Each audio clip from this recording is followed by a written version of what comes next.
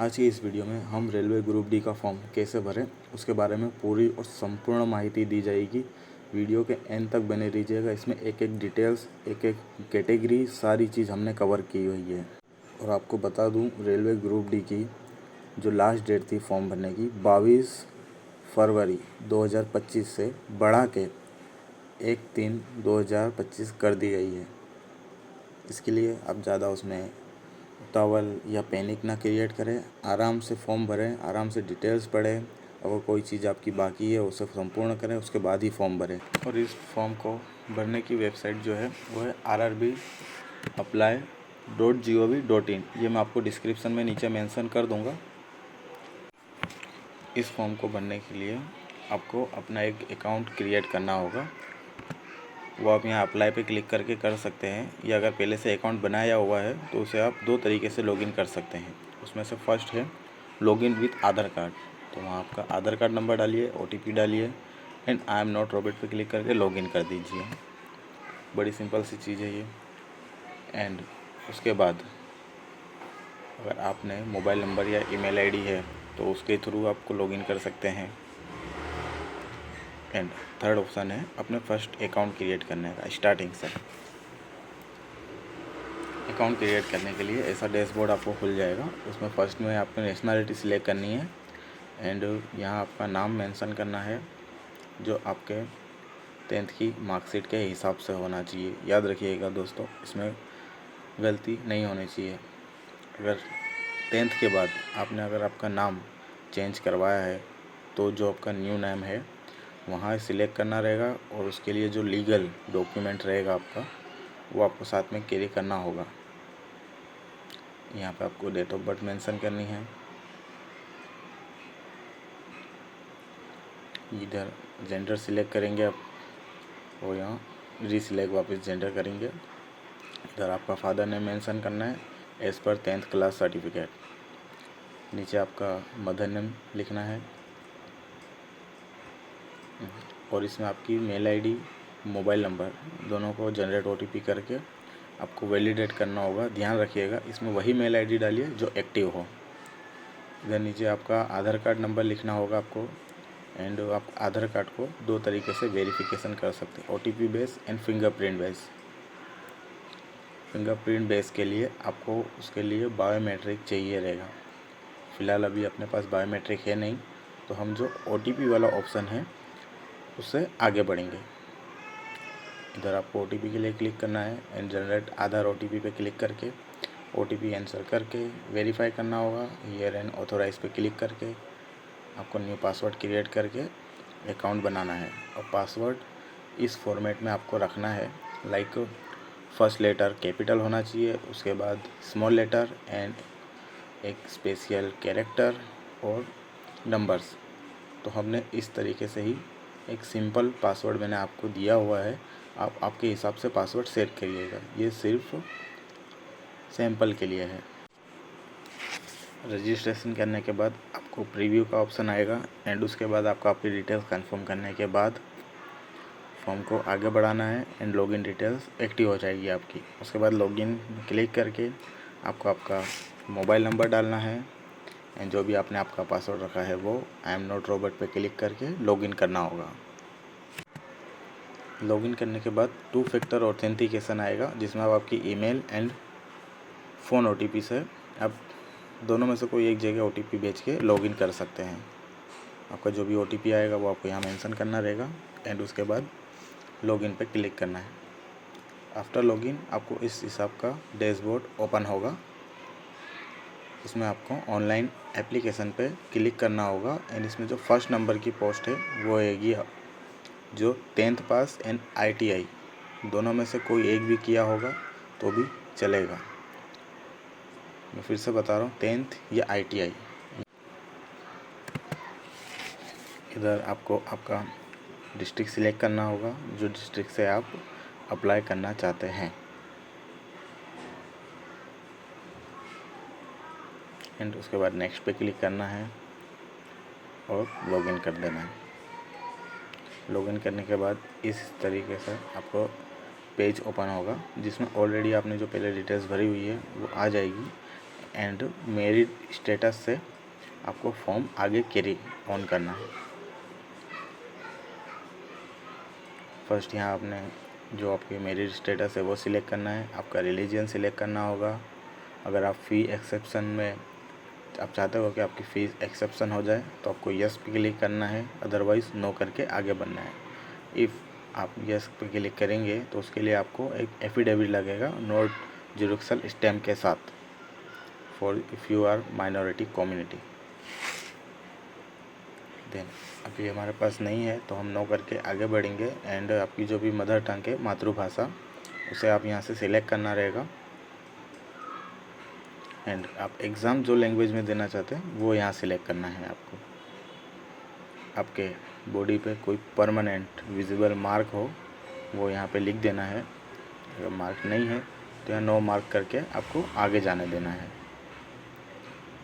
Permanent mark याद रखिए गर्दन के ऊपर होना चाहिए या घुटने के नीचे विजिबल एरिया में।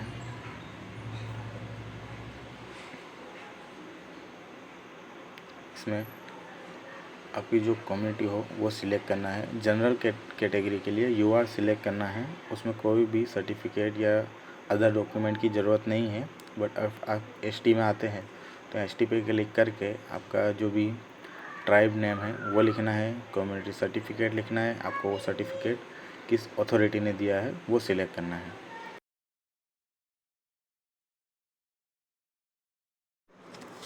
उसके बाद आपको आपका सर्टिफिकेट इश्यू डेट लिखना है। आपको फ्री ट्रैवल पास चाहिए तो यस देना है। और इधर आपका नियरेस्ट रेलवे स्टेशन मेंशन करना है। नियरेस्ट रेलवे स्टेशन मेंशन करने के बाद आपको आपका कास्ट सर्टिफिकेट अपलोड करना है, जिसकी मैक्सिमम साइज़ 500 KB होनी चाहिए एंड ओनली PDF फॉर्मेट में ही होना चाहिए। उसके बाद आप अगर आपकी कैटेगरी OBC आती है तो आपको OBC सिलेक्ट करना है। एंड OBC में आपके पास नॉन क्रीमी लेयर सर्टी होना ज़रूरी है तो उसमें यस लिखना है। And I understand and agree, आपकी जो भी कास्ट आती है वो लिखना है। सर्टिफिकेट नंबर मेंशन करना है। एंड आपको सर्टिफिकेट कौन से अथॉरिटी ने दिया है और आपका सर्टिफिकेट इश्यू डेट। देन अगर आप EWS में आते हैं तो आपको वो सिलेक्ट करना है। EBC के लिए नहीं है, ये सिर्फ EWS के लिए है। देन उसके बाद certificate number, issue authority and certificate issue date वो मेंशन करके आगे बढ़ना है आपको। अगर आप जनरल कैटेगरी में आते हैं तो आपको कोई डॉक्यूमेंट अपलोड करने की ज़रूरत नहीं रहेगी। यहाँ सिंपल सा आपका एड्रेस डालना है, आपका डिस्ट्रिक्ट और आपका जो भी एरिया वगैरह आता हो वो मेंशन करना है। अगर आपका permanent and present address same है तो आपको टिक मार्क करना होगा। अदरवाइज़ आपका जो परमानेंट एड्रेस और प्रेजेंट एड्रेस अलग है तो आपको दोनों उसी फॉर्मेट में भरना होंगे। उसके बाद नेक्स्ट पेज ओपन होगा, उसमें आपको अदर डिटेल्स फिलअप करनी है। लाइक आप एक सर्विसमैन हो तो उसमें यस करना है, उनसे डिफेंस में थे वो सिलेक्ट करना है, आपका रैंक क्या था वहाँ, डेट ऑफ एट्रेसन लिखना है आपको। अगर आप स्टिल कोई अदर डिफेंसिव सर्विस में हो तो यस लिखना है, तो यहाँ आपकी ऑटोमेटिक लेंथ एंड सर्विस आ जाएगी। अगर आप कोई डिसेबल्ड पर्सन हो तो उसमें सिलेक्ट करना है विजुअली डिसेबल या कोई एनी अदर्स में आपकी कैटेगरी आती है, उसमें सब डिसेबल कैटेगरी आपको सिलेक्ट करनी रहेगी। आपके परसेंटेज कितने हैं, नेचर ऑफ डिसेबिलिटी क्या है, PWD सर्टिफिकेट नंबर लिखना है, UDID नंबर हो तो वो मेंशन करना है, yes PWD certificate issue date लिखना है। फिर हम यहाँ नो करके आगे बढ़ेंगे। अगर आपको आपके लिए कोई राइटर चाहिए जिसे लेखक अब नहीं लिख पाएंगे पेपर तो वो आपकी जगह लिखेंगे, आप उन्हें आंसर बताना होगा। तो RRB के रूल्स के हिसाब से वो आपको करना होगा। And are you an EBC certificate holder, EBC में आपको बता दूँ EBC सर्टिफिकेट होल्डर को सीट में कोई कंसेशन नहीं है, ओनली फॉर फ़ी एक्सेप्शन में मिलेगी उनको। लाइक वो 250 ओनली इतना ही भरना होगा उन्हें। उसका certificate number, authority issue, date of issue लिखना है। यहाँ नो करके हम आगे बढ़ेंगे। अगर आप रेलवे के एप्लीकेंट हो तो वो लिखना है, उसमें आपको NFC रिक्वायर रहेगी, उसमें आपकी कैटेगरी कौन से कैटेगरी में आप वर्क करते हो वो सिलेक्ट करना है। एंड आपका उसमें प्लेस ऑफ वर्किंग कौन सा है, कहाँ है, उसमें आप कौन सा जोन में वर्क करते हो, वो सारा चीज़ मेंशन करना है। अगर आप रेलवे के एम्प्लॉय नहीं हो, कोई अदर गवर्नमेंट एम्प्लॉय हो तो वो सिलेक्ट करना है आपको। इफ़ अगर आप सेंट्रल गवर्नमेंट हो या स्टेट गवर्नमेंट हो, एनओसी सारे में रिक्वायरमेंट है। आपके ऑर्गेनाइजेशन का नाम लिखना है, आप कब से वहाँ सर्विंग हो वो डेट लिखनी है, आप स्टिल वर्किंग हो या नहीं वो सिलेक्ट करना है। एनओसी आपको सारे में रिक्वायरमेंट लगेगी। देन उसके बाद अगर आपने एनएससी का ग्रांटेड बाय एनसीवीटी कोई भी अप्रेंटिस किया हुआ है तो वो डिटेल्स यहाँ फिल करनी है, नहीं किया हुआ है तो नो करके आगे बढ़ना है। देन यहाँ आपको आपकी बैंक डिटेल्स मेंशन करनी है जिसमें आपकी फ़ी के पैसे रिफ़ंड आएंगे। 500 आप भरेंगे तो उसमें से 400 रुपीज़ रिफ़ंड आएंगे। याद रखिएगा बैंक डिटेल डालने में कोई मिस्टेक ना हो। देन सेव एंड नेक्स्ट करके आगे बढ़ना है। क्वालिफ़िकेशन आपकी सिलेक्ट करनी है, उसमें ITI करे हो तो वो सिलेक्ट करना है। ITL में आपने कौन सा ट्रेड करा है वो सिलेक्ट करना है, कौन से स्टेट से किया है वो सिलेक्ट करना रहेगा आपको। एंड उसमें district, institute name, date of passing, certificate number, certificate issue by and certificate type, ये सारी चीज़ आपको आपके ITI के क्वालिफ़िकेशन के हिसाब से सिलेक्ट करके आगे बढ़ना है। अगर आपने 10वीं पास किया हुआ है तो वो सिलेक्ट करना है, स्टेट सिलेक्ट करना रहेगा, डिस्ट्रिक्ट सिलेक्ट करना है, उसमें आपकी बोर्ड कौन सी थी वो सिलेक्ट करना है, date of passing, roll number and आपके 10th के मार्कशीट पे जो सीरियल नंबर मेंशन है वो आपको यहाँ लिख के ऐड करना होगा।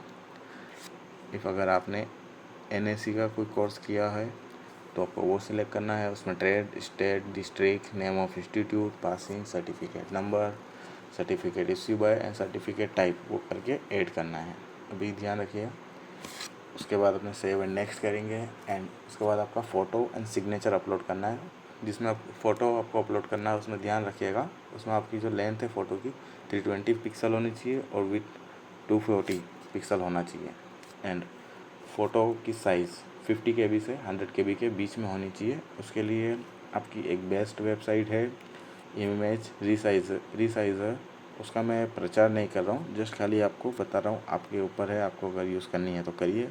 अदरवाइज़ कोई अदर वेबसाइट हो तो वहाँ से भी आप करके फ़ोटो एंड साइन अपलोड कर सकते हैं। फ़ोटो सेलेक्ट करने के बाद आपको उसमें आपका लेंथ और विड्थ के हिसाब से पिक्सल मेंशन करना है। जैसे इसमें विड्थ दी गई है 240 एंड हाइट दी गई है उसकी 320 और यूनिट में आपको पिक्सल सेलेक्ट करना है।